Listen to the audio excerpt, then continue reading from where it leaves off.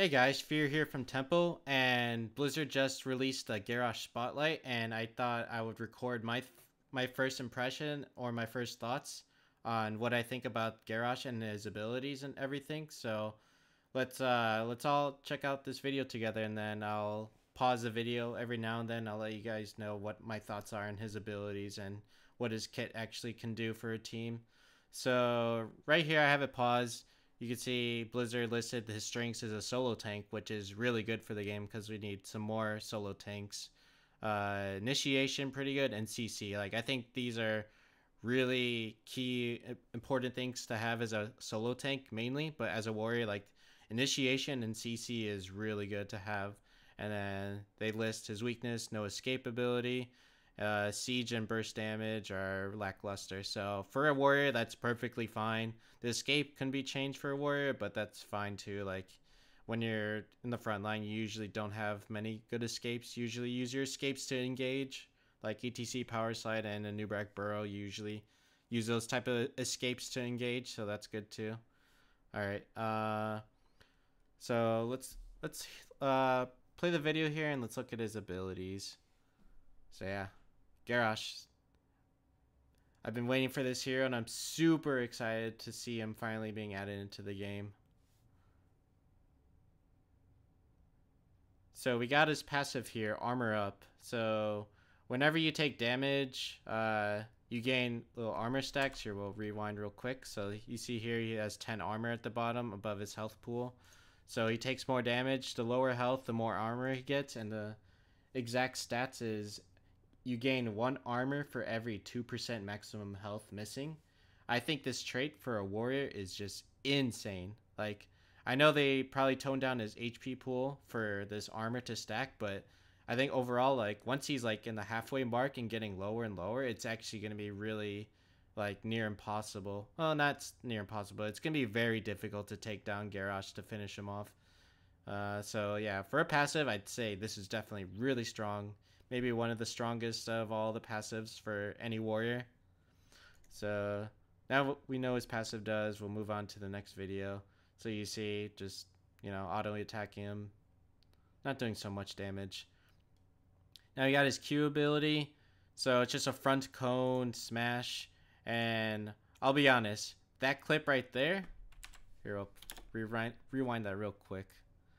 When I saw this and it did nothing and it did a little bit of damage, I was very concerned. I was like, what is this ability and why did it do nothing? It did very minimum damage and like no stun, no slow effect. I see, like, it did nothing. So I was scared for a few seconds that this ability was gonna do nothing. So after playing it a bit, then it shows. You see at the edge here, if you hit targets at the edge, you pull them towards Garrosh. So I was really relieved to see that ability does something special. So I think having that pull ability will be really nice because it combos well with his other ability you will see shortly. So next we got his W, his Bloodthirst. This is just your typical sustainability for any character. So yeah, you can use it on minions to heal a little bit, but it does extra healing when you use it on heroes, so it's pretty nice. His it's a 12-second cooldown from what I've read. It's pretty good. It restores 10% of his missing health, but it's increased by 100% against heroes. So ideally, you want to use it against heroes. So spamming and minions it's not that bad, but it's way better to use it on heroes if possible. Now what I'm wondering is if it has an auto attack reset like most other characters, like Arthas's trait passive. You can auto attack and then click D right away, and you'll reset your auto attack animation to do like quick damage. So I'm wondering if he'll have an auto attack reset with his W. So we'll have to wait and see until the PTR. So you see here, just a simple heal, very just, I don't know. Nothing much to really talk about that ability. Now this ability is going to be pretty good, I'd say. If people who play Dota 2 are familiar with this type of mechanic, it'd be pretty good to combo with his Q. So E, you just kind of, his Wrecking Ball, you just throw him in an area. So the closest target that you're next to will have this mark around them, and that's how you'll know like that's the target you're gonna throw once you're close to them, and you just aim where you want to throw that target.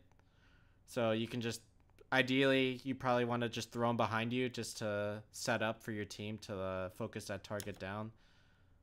So you just throw them behind you, and then they're slowed for, I believe, 30%. So that ability has a 16-second cooldown. It's pretty long, but I could see why. It's definitely a pretty good playmaking ability, and it's yeah, mainly how you're gonna initiate a fight is putting either like a non-mobile tank like Stitches, or maybe catching a squishy out of position and putting them in even a worse position, and it'll help your team focus that target easily. So we got his first heroic ability. It's called Warlord's Challenge. It's a AoE taunt ability. The cooldown, let's see here. I have a list of the abilities here. The cooldown of this ability is 50 seconds, and it taunts them for 1.5 seconds. So it's an AoE taunt. Pretty good for a tank, just having taunt like to peel for your teammates. So you see there, it just taunts anyone in the area for 1.5 seconds. So pretty good peel. The cooldown's good. It's not too long, but not too short. So you got a second ability. You got Decimate, which it has 3 charges, and it has a 8-second cooldown for each charge, and you deal minimum a little bit of damage to AoE while slowing your targets by 30% for 1.5 seconds, and then it deals 100% more damage to heroes. So that's pretty. I'd say this is definitely the more. If you need more damage, I'd say you definitely go with this build or that talent. And then yeah, it also reduces the cooldown by 1 second for each enemy hero hit. So if you're in the middle of a lot of people, you can just spam your R and you'll get a bunch of cooldowns back from it. So it's pretty cool that it stores 3 charges, and it does, I don't know, it seems to be pretty effective, but we'll see how this ability compares to his taunt. So yeah, those are all of his abilities. As you can see, you know, you can combo that well. If we'll go back here. So the combo, you throw your Q at them, and then they come next to you, and then you throw them behind you with your E ability, and they'll put them in a really bad position. So, and then depending on whatever ult you pick, you can just use that ability and hold them in place or slow them down. So yeah, I think his kit's pretty strong. I'm really impressed with what I've seen so far. Now there's another thing I want to talk about that I saw in this video that was kind of concerning for me, because it has to do with his talent trees. Let's see if we can find it real quick. Let's see. Here we go. Okay, so here they talk about this level 1 talent called Body Check, which I think will be the build, in my opinion. When you pick this at level 1, it gives you a new active, so it'll be on your number 1 key. Just you deal damage to an enemy, and then you slow them for 2 seconds. Damage increase by depending on how much armor you have is your bonus, and then also the slow amount is increased depending on your armor, or I guess if it's above 25, then the slows increase, but the damage is amplified depending on your bonus armor. But the thing is, what I don't like, and what my teammates has also noticed that they don't really like in the design with this talent, is once you pick this level 1 talent, you almost have to take the other talents that go with it.